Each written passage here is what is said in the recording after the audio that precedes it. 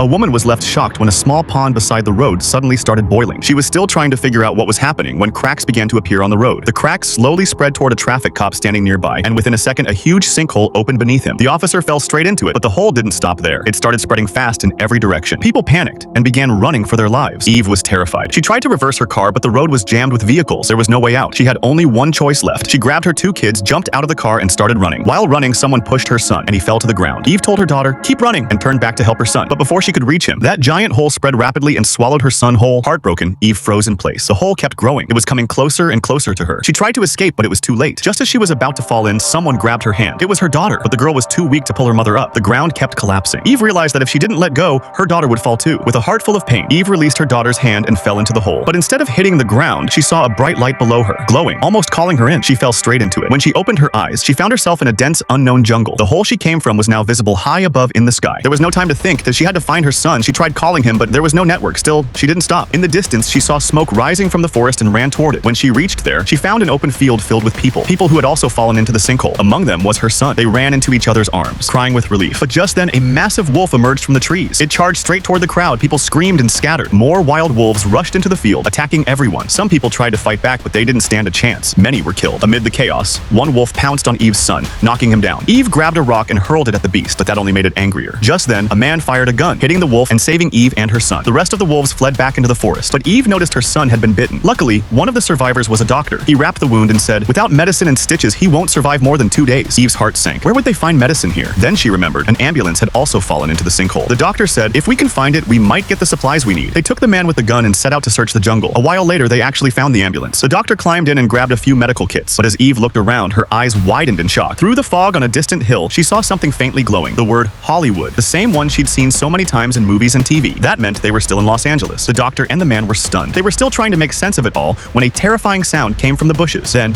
out of the shadows stepped a massive saber-toothed tiger, a creature that had been extinct for thousands of years.